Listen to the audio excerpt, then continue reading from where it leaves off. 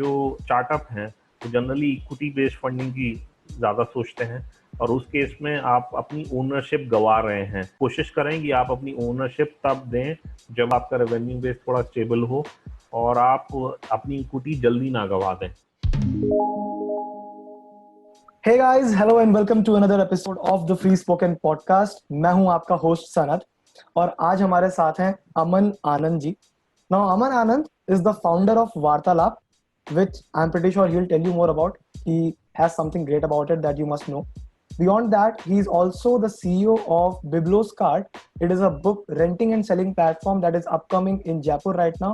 So let's talk to him today कि funding एक बहुत बड़ा एस्पेक्ट स्टार्टअप के लिए जो होता है, और इंडिया में जब स्टार्टअप्स आ रहे हैं आज की डेट में, फंडिंग क्या होती है, कैसे ली जाती है, किस तरह से फंडिंग में आगे बढ़ते हैं, and then he will give you 3 great tips on what you should keep in mind while starting a startup. So stay down to the end of the video so that you can get those.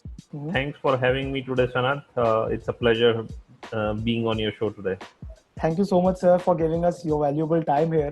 Now let's straight jump to the point कि now when we say startup funding, हमारे दिमाग में एक line आती है जो हम बहुत जगह पे सुनते हैं, न्यूज़ में भी आती है कि we got funding, हमें फंडिंग मिल गई, ये स्टार्टअप फंडेड है. तो सबसे पहले ये चीज समझना चाहूंगा मैं आपसे, अपने ऑडियंस के लिए भी, कि स्टार्टअप फंडिंग एक्चुअली में है क्या चीज और इसका मतलब क्या होता है. देखिए, फंडिंग पहली चीज तो ये कि कोई आपको फंड कर रहा है, मतलब आपको पैसे दे रहा है ताकि आप अपना स्टार्टअप ग्रो कर सकें, या कोई और कंपनी खरीद सकें, या आप आईपीओ में जा सकें, या आप कोई अपना टेक्नोलॉजी जो आप इम्प्लीमेंट करना चाहते हैं उसके लिए फंडिंग दे रहा है. तो ये फंडिंग दो तरह से आ सकती है. एक तो आपके लोन होते हैं, दूसरा आप अपनी कंपनी की इक्विटी देते हैं, आप अपनी ओनरशिप देते हैं कंपनी की. तो दो तरीके हैं बेसिकली, और दोनों में अलग अलग विभिन्न प्रकार के इंस्ट्रूमेंट्स हैं आज की डेट में मार्केट में. लोग बैंक से भी फंडिंग ले सकते हैं, लोन्स ले सकते हैं, आप अपने फ्रेंड फैमिली सर्कल में भी लोन्स ले सकते हैं, या आप अपनी ओनरशिप देके इक्विटी, आप कंपनी रजिस्टर करें एक प्राइवेट लिमिटेड, और आप अपनी इक्विटी जो है लोगों को, जो आपको फंड करता है, आप उसे इक्विटी दें और आप अपनी ओनरशिप कम करते जाएं. तो ये दो तरीके हैं. और फंडिंग का बेसिकली मतलब कि अगर आपको कोई पैसे देता है तो वो आपके अकाउंट में आए हैं, जो आपने अपना बिजनेस अकाउंट बनाया है, और आप उसको यूज कर रहे हैं अपने गोल्स के लिए जो आपने डिफाइन किए होंगे और एग्री किया होगा इन्वेस्टर के साथ, जिसको आप ये रिपोर्ट देंगे. तो प्रैक्टिकली फंडिंग का मतलब वही आया कि आपको किसी ने भी पैसे दिए हैं अपने बिजनेस को ग्रो करने के लिए, वो चाहे लोन के तौर पे हो, आपने अपने शेयर्स दिए हो, आपके फ्रेंड्स और फैमिली से आया हो, या किसी कैपिटलिस्ट फर्म से आया हो. तो फंडिंग समझने के बाद अब हमारा जो मेजर कंसर्न है इस वीडियो का पार्ट भी, कि फंडिंग की स्टेजेस, और एक में सबसे कॉमन जो स्टेज जो हम सुनते हैं, एक होता है एंजल इन्वेस्टर, जो हमने वर्ड बहुत सुना है एज अ कॉमन पर्सन. दूसरी चीज हम बहुत सुनते हैं, ये सीरी ए राउंड के लिए गई, ये सीरी बी राउंड के लिए गई. उन सारी चीजों को क्लियर करने के लिए I want you to tell कि स्टेज वाइज फंडिंग किस तरह काम करती है और कैसे कैसे हम ऊपर तक जाते हैं. ठीक है, इसमें दो चीजें हैं इन्वॉल्व. जैसे आपने कहा, एक है फंडिंग की स्टेजेस, और दूसरा है फंडिंग कहाँ से आ सकती है, कहाँ उसकी अपॉर्चुनिटीज हैं, और कहाँ से लोग हमें फंडिंग दे सकते हैं. तो पहले हम बात करते हैं स्टेजेस की. तो स्टेजेस में 6-7 क्लासेस हो सकती हैं. एक होती है सीड या प्री सीड, जिसकी हम बात करते हैं. एक होता है एंजल. फिर आता है आपका series A, series B, series C. उसके बाद मेजनाइन फंडिंग आती है, और उसके बाद आईपीओ आता है. इस बीच में आप क्राउड फंडिंग भी इन्वॉल्व कर सकते हैं, पर वो एक प्रकार है कि कहाँ से पैसे आते हैं. तो बेसिकली आप 5-6 तरीके से 5-6 स्टेजेस हैं फंडिंग की. अब इन स्टेजेस में भी एक लीनियर कर्व तो नहीं है, एक एक्सपोनेंशियल कर्व आप सोच सकते हैं. कि जैसे आप सीड या प्री सीड फंडिंग के लिए जाते हैं, तो आप बिल्कुल इनिशियल ग्रोथ स्टेज में हैं, या आप आइडिया स्टेज में हैं. उस टाइम पे आपको इस तरह की फंडिंग की जरूरत पड़ती है, और इसको देने वाले कौन कौन हो सकते हैं इसकी हम अलग से बात करेंगे. इसके बाद आता है आपका एंजल फंडिंग. ये बेसिकली जब आपने थोड़ा सा रेवेन्यू जनरेट कर लिया है, या आप आइडिया के ऊपर चले गए हैं, आपने प्रोटोटाइप बना लिया है, आपने एक टर्म सुनी होगी मिनिमम वायबल प्रोडक्ट, उसको मिनिमम मार्केटेबल प्रोडक्ट भी कहा जाता है कई बार. तो अगर आपके पास वो है तो आप एंजल फंडिंग के लिए जा सकते हैं. इसके बाद आती हैं आपकी सीरीज ए, सीरीज बी. ये थोड़ा सा जब आपकी कंपनी और मैच्योर हो गई है, मार्केट में है, रेवेन्यू जनरेट कर रही है, कैश फ्लो अच्छा चल रहा है, तब ये सीरीज आपको और सीरीज भी आपको एक्सपेंड करने में हेल्प करते हैं। इसके बाद आ जाती है आपकी मेजनाइन फंडिंग।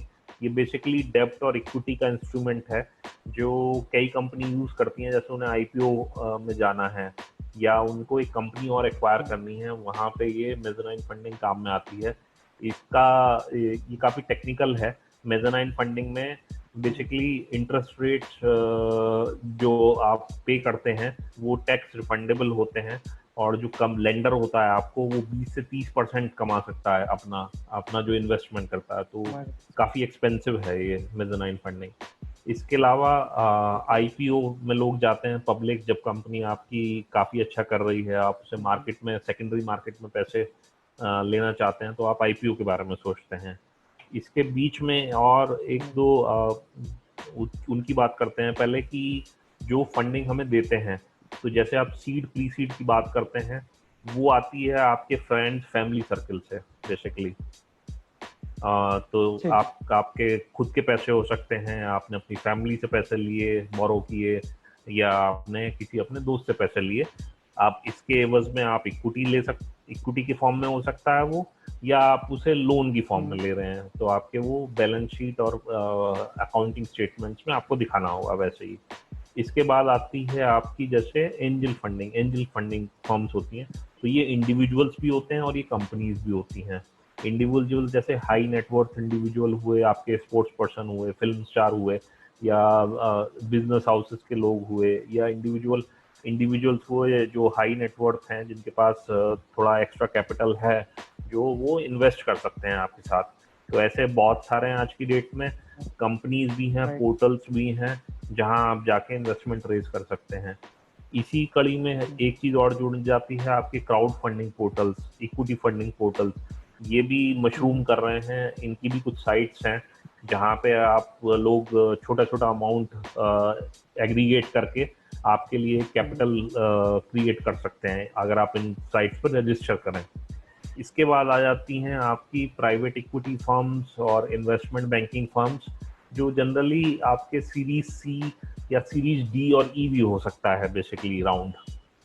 तो उसमें ये प्राइवेट इक्विटी और इन्वेस्टमेंट बैंकिंग फर्म्स बेसिकली काम में आती हैं, और कुछ एक मेजनाइन फंडिंग भी इसमें करती हैं। ये इन्हीं में से पी फर्म्स जो होती हैं। आईपीओ के लिए आपको अलग से, जैसे मैंने कहा, आईपीओ से आपको पैसे रेज करना है तो आपको पब्लिक जाना होगा, आपको किसी न किसी रिसर्च हाउस या इन्वेस्टमेंट बैंकर के थ्रू जाके एक आईपीओ क्रिएट करना होगा। तो ये सारी अपॉर्चुनिटीज मार्केट में हैं। और इसके अलावा जो हैं आज की डेट में एक्सेलरेटर्स भी हैं, इंक्यूबेटर्स भी हैं, यूनिवर्सिटी वाले, गवर्नमेंट के, सेंट्रल गवर्नमेंट और स्टेट गवर्नमेंट के, और प्राइवेट प्लेयर्स, ये लोग भी आपको फंडिंग दिलवाने में हेल्प करते हैं। तो ज़्यादातर मेंटरशिप होती है, आपका प्रोडक्ट इम्प्रूव कराएंगे, और टूवर्ड्स द एंड ये आपको पिच कराएंगे इन्वेस्टर्स के सामने बुला के, अपने जो इनके नेटवर्क में होते हैं, और आप वहाँ जाके पिच कर सकते हैं ताकि आपको इन्वेस्टमेंट मिले। अब वो आपकी कंपनी की स्टेज पर डिपेंड करेगा कि आपको कौन से राउंड में आप जा रहे हैं, एंजल राउंड में जा रहे हैं, सीरीज या सीरीज बी में जा रहे हैं। तो ये एक्सेलरेटर और इंक्यूबेटर्स बेसिकली मेंटरशिप पे ज्यादा फोकस करते हैं एज कंपेयर टू पैसे देने पे। आपको पैसे वो आपको आगे जाके दिलवाएंगे। हाँ, वो आपको आपका प्रोडक्ट इम्प्रूव कराएंगे, आपकी प्रोडक्ट की जर्नी, कि आप जैसे पिच बनाते हैं, अपना इन्वेस्टमेंट डेक बनाते हैं, क्या वो उसको इम्प्रूव कराएंगे ताकि वो जो है वेल फर्बिश्ड हो जाए किसी के सामने प्रेजेंट करने के लिए। इसके अलावा वो आपको नेटवर्क से अपने एसोसिएट करेंगे, चाहे वो मेंटर्स हुए, या वो इन्वेस्टर्स हुए, या वो और टेक्निकल लोग हुए जो आपकी स्टार्टअप में मदद कर सकते हैं। तो ये एक्सेलरेटर्स और इंक्यूबेटर्स उसमें काम आते हैं। और उनके नाम जुड़ने से कहीं ना कहीं आपको एक बेनिफिट भी मिलेगा कि आपको अगर इसने मेंटर किया है, let's suppose if I take your example, if Aman Anand is mentoring Biblioscart, so Biblioscart की एक additional value होती है कि it is being mentored by somebody who is having good experience. हाँ, ये एक बहुत बड़ी चीज कही आपने। ये काफी देखा जाता है, अगर आपके स्टार्टअप में एक्सपीरियंस है और आपके पास क्वालिटी एक्सपीरियंस है, तो आपकी ना केवल वैल्यूएशन बढ़ती है, आपकी स्टार्टअप को फंडिंग मिलने के चांस भी बढ़ जाते हैं। ऑलराइट, सो अगर अगर मैं इस चीज में थोड़ा सा और आगे बढ़ के हम बात करते हैं, आपने अभी सारी स्टेजेस बहुत क्लियरली हमें बता दी कि जिस जिस स्टेज पे हम जो जो कर सकते हैं और कौन कौन हमें दे सकता है। मेजर सवाल एक और इसके बाद जो आएगा वो ये होगा सर कि हम कब इस चीज के लिए आगे बढ़े, किस स्टेज पे जाके आप सजेस्ट करते हो कि कोई इसका पैरामीटर हो सकता है शायद कि अच्छा अगर इतना रेवेन्यू आ रहा है तो आप फंडिंग के लिए आगे बढ़ो, या फिर आपका इतना बन चुका है तो आगे बढ़ो। ये देखिए, एक अलग अप्रोच होती है हर एक स्टार्टअप की, तो ऐसा कोई हार्ड एंड फास्ट रूल नहीं है कि अब आपको इन्वेस्टमेंट के लिए या फंडिंग के लिए जाना है।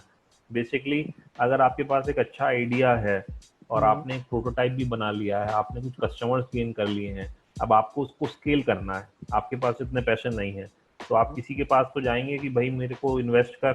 आप फ्रेंड्स फैमिली में देखेंगे, पहले नहीं हुआ पॉसिबल, लोगों ने कहा कि हम इससे ज़्यादा नहीं दे सकते, तो आप कहीं बाहर एक्सटर्नली देखेंगे, तो आप एंजल फर्म्स के पास जाएंगे, आप इनिशियली एंजल के पास ही जाएंगे। आप जो वेंचर कैपिटलिस्ट फर्म्स होती हैं वो ज़्यादातर सीरीज ए सीरीज बी में इन्वॉल्व होती हैं, तो एंजल या सीड फंड के लोग जो इन्वेस्ट करते हैं आप उनके पास जाएंगे।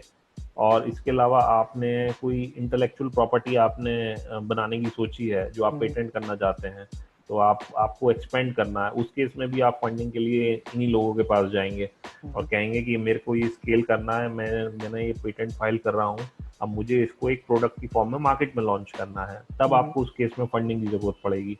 तो जहां भी आपके पास खुद का अपना कैश फ्लो नहीं होगा, आपको फंडिंग की जरूरत पड़ेगी, चाहे वो एक्सपेंशन हो, किसी और सिटी में करना हो, या आपको इंटरनेशनली एक्सपेंड करना हो, या आपको एक नया टेक्निकल प्लेटफॉर्म क्रिएट करना हो। ओपन एपीआई की बात करते हैं हम, माइक्रो सर्विसेज की बात करते हैं, आज की डेट में अगर आपको वो करना हो तो आपको फंडिंग की जरूरत पड़ेगी।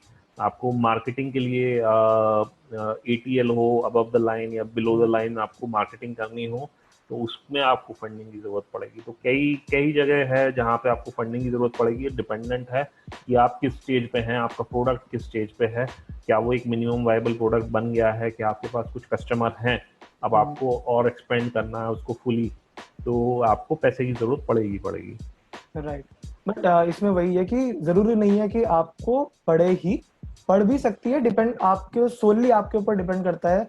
अगर आपके पास पीछे से अच्छी बैकिंग है, be it family be it relative friends की, you might not need it till a very good stage. अगर नहीं है तो मे बी आपको शायद जाना पड़ सकता है इनिशियल स्टेजेस में।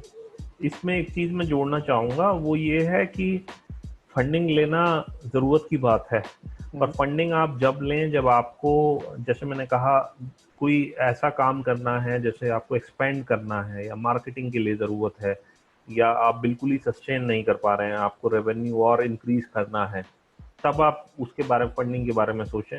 क्योंकि फंडिंग आज की डेट में ज़्यादातर लोग इक्विटी पे जाते हैं।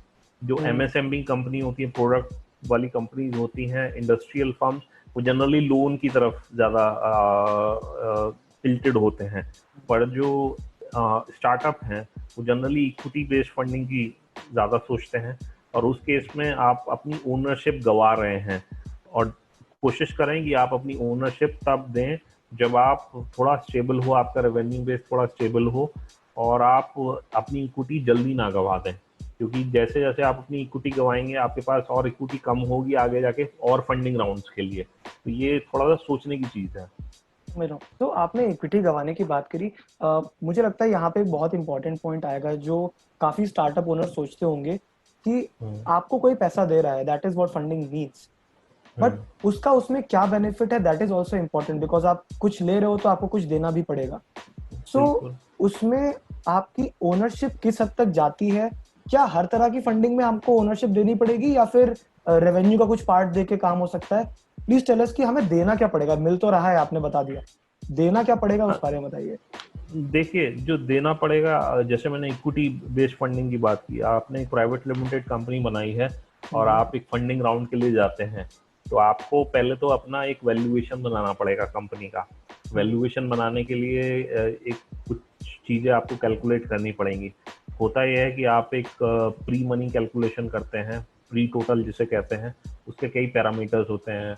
वो पैरामीटर्स ये हो सकते हैं कि आपने इंटेलेक्चुअल प्रॉपर्टी जनरेट की है, या आपके पास एक एमवीपी बना हुआ है, या एमएमपी बना हुआ है, या आपके पास टीम कैसी है। उन पैरामीटर्स के बेस पे आप एक नंबर आपको मिलेगा उन पैरामीटर्स से।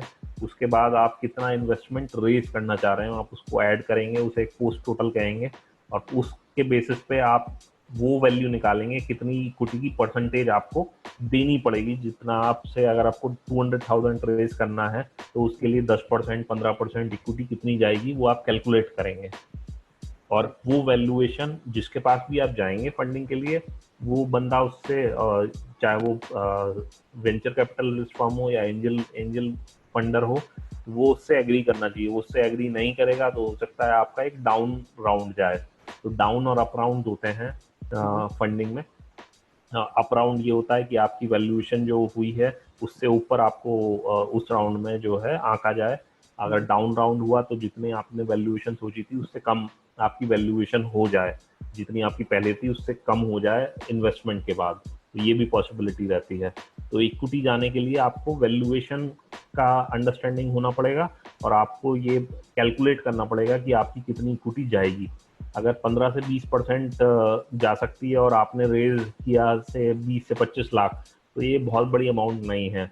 तो जनरली आपको ये बहुत सोच समझ के करना पड़ेगा। एक तो कि कौन आपकी इक्विटी ले रहा है, क्योंकि आपको उसके साथ रिलेशनशिप मैनेज भी करनी है आगे जाके, और दूसरा आप कितनी इक्विटी दे रहे हैं कितने इन्वेस्टमेंट के लिए, ये दोनों बहुत इंपॉर्टेंट चीज है। राइट। तो अगर हम मतलब आपका कहना काफी सही लगा मुझे कि अगर आप 20-25 लाख रुपए के लिए अपनी 10% इक्विटी दे रहे हो तो आपकी कंपनी का 10% हिस्सा अब आपका नहीं है और आपको मिला क्या 20-25 लाख, उतना अमाउंट जो आज की डेट में होम लोन पे मिल जाता है 10% इक्विटी से बहुत कम देने पे। ये सवाल बार बार आएगा, खास तौर से नए स्टार्टअप्स के पास, जिनके पास ये अंडरस्टैंडिंग की कमी होगी कि वैल्यूएशन कितना हो मेरा और उस वैल्यूएशन को कैसे जस्टिफाई करें। तो इसमें अपना काम जरूर करके जाएं जब भी फंडिंग किसी के पास भी जाएं, कि आपका वैल्यूएशन क्या है और वो वैल्यूएशन आप क्यों इतना कह रहे हैं। आप अगर 1 करोड़ कह रहे हैं, 2 करोड़ कह रहे हैं, तो आप क्यों कह रहे हैं। जैसे मैंने पैरामीटर्स कहे ना कि आपकी टीम कैसी है, आपकी टीम में एक्सपीरियंस कहाँ कहाँ है, कहाँ कहाँ लोगों ने काम किया है, क्या आप इंटेलेक्चुअल प्रॉपर्टी जनरेट कर रहे हैं, क्या आपका प्रोटोटाइप आ गया है, और क्या उसके आपके पास कस्टमर्स भी हैं और कहाँ कहाँ कस्टमर्स हैं। जब आप ये सारा डेटा लेके जाएंगे तब आप जस्टिफाई कर पाएंगे कि आपका वैल्यूएशन इतना क्यों कह रहे हैं आप। Right, got it. सो हमने बात कर ली फंडिंग क्या होती है, कैसे मिलेगी, क्या देना पड़ेगा उसके अगेंस्ट में। बट आपने एक चीज बोली इंटेलेक्चुअल प्रॉपर्टी। मान लीजिए मैंने कोई प्रोडक्ट बनाया सर एंड मैं आपके पास लेके आता हूँ, तो वहां कहीं ना कहीं लोग डरते हैं कि अगर मैं अपना प्रोडक्ट लेके किसी एंजल इन्वेस्टर के पास गया, उसके पास तो बहुत बड़ी टीम बहुत सारा पैसा है, वो कहीं मेरा प्रोडक्ट ना ले ले, कुछ ना ले ले। उसको प्रिवेंट करने के लिए I would want you to give few tips. देखिए, उस केस में कई चीज़ें आप कर सकते हैं। एक तो आप उनके साथ नॉन डिस्क्लोजर एग्रीमेंट साइन करा सकते हैं। आप अपने लीगल लॉयर से बात करके एक नॉन डिस्क्लोजर एग्रीमेंट उनसे साइन करा लें कि हम आपको जो दिखा रहे हैं आप इसको कहीं शेयर नहीं करेंगे। तो वो उस चीज़ के लिए अगर राज़ी हूँ तब आप उनके पास फंडिंग के लिए जाएं। दूसरा, आप अपने प्रोडक्ट जो है बेसिकली अपने ब्रांड को ट्रेडमार्क कर लें। देश में वो पॉसिबल है, 1,000-2,000 रुपए में आप उसका ट्रेडमार्क ले सकते हैं अपने ब्रांड का। जो इंटेलेक्चुअल प्रॉपर्टी की है उसके लिए पेटेंट प्रोसेस है, आप वो चालू कर सकते हैं डिपेंडिंग अपॉन कि आपने किस तरह का प्रोडक्ट, किस तरह की टेक्निक या प्रोसेस नया इनोवेशन किया है। आप एक पेटेंट फाइल कर सकते हैं, उसमें टाइम लगता है, अपनी प्रोसेस है वो, उसके लिए आप जा सकते हैं। पर एक एनडीए एक टूल होगा आपके हाथ में किसी भी इन्वेस्टर के पास जाने से पहले कि हम आपको ये दिखा रहे हैं, हम आपको, जैसे मैंने एक वार्तालाप में एक प्रोडक्ट बनाया, एक ऐप बनाई, अब मैं उसको बीटा टेस्ट कराना चाहता हूँ। तो बेसिकली मैं एक हैसल है कि मैं जिसके पास भेजता हूँ उनसे कहता हूँ कि पहले आप एक एनडीए साइन करें। तो ये आपके ऊपर है कि आप एक एनडीए साइन कराते हैं या नहीं कराते हैं उनसे, या एक आप उसको वर्बली एक जेंटलमैन्स एग्रीमेंट की फॉर्म में छोड़ देते हैं। तो ये आपके ऊपर डिपेंडेंट है। अगर आपके पास सही में एक यूनिक प्रोडक्ट है, आपने नया इनोवेशन किया है, तो मैं कहूँगा आप पेटेंट फाइलिंग इंटेलेक्चुअल प्रॉपर्टी के लिए वो इंडिया में रजिस्टर करें उस चीज़ के लिए। आई सी, तो दैट्स अ गुड थिंग जो आपने बताया कि एनडीए काफी अच्छा टूल बन सकता है ऐसे स्मॉल या फिर बेसिक स्टार्टअप्स के लिए, जो आपको बचा सकता है ऐसे एक्सप्लॉयटेशन से, जो जरूरी नहीं है मार्केट में होता हो, बट हाँ हो सकता है। सो आपके fears can be curved at this stage. देखिए, रेप्लिकेशन ऑफ एन आइडिया, अब आप बात करें फ्लिपकार्ट, स्नैपडील वगैरह की, तो ये क्या है, रेप्लिकेशन है जो अमेजन करता था। अब उस केस में कोई अमेजन तो नहीं रोक पाया इन्हें कि आप मेरी जैसी कंपनी स्टार्ट ना करें। आज की डेट में स्नैपडील, फ्लिपकार्ट किसी को नहीं रोक सकते कि आप मेरे जैसा इनोवेशन ना करें, क्योंकि ये यूनिक नहीं है। आप एक सेम चीज बेच रहे हैं, आप एक मार्केट प्लेस मॉडल क्रिएट कर रहे हैं, वो और कोई भी कर सकता है। तो इसमें कोई एंट्री बैरियर नहीं है apart from better logistics and better capital जिसके पास में होगा, या बेटर टेक्नोलॉजी जिसके पास में होगी, that company or entity will be a winner. Right. So let's move down to this basic 3 tips now that I want you to give to our people जो नया startup start करना चाहते हैं, जो उस स्टेज में है कि अभी वो चीजें इकट्ठा कर रहे हैं, बहुत सारे सवाल आ रहे हैं, कैसे करूं, क्या करूं, कंपनी शुरू करनी है, क्या करना है, उनके लिए व्हाट आर योर 3 टिप्स अमन जो आप देना चाहेंगे नए स्टार्टअप्स को? एक तो पहली चीज ये कि कंपनी फॉर्मेशन के रश में ना जाएं। आप अपना पहले ब्रांड क्रिएट करें, डोमेन ले एक वेबसाइट बनाएं जिसमें आप अपनी थिंकिंग दिखा सकें, एक अच्छी वेबसाइट बनाएं। दूसरा, आपको अगर ब्रांड को प्रमोट करना है तो आप ट्रेडमार्क भी रजिस्टर कर सकते हैं। कंपनी रजिस्ट्रेशन को तब तक छोड़ें जब तक आप थोड़ा रेवेन्यू जनरेट ना करें, क्योंकि आपके पास कंप्लायंस की प्रॉब्लम बढ़ जाएगी, जीएसटी का कंप्लायंस और वो सब आपको करना पड़ेगा। तो वो तभी हेडेक लें जब आपका थोड़ा रेवेन्यू फ्लो चालू हो जाए कुछ मंथ्स बाद।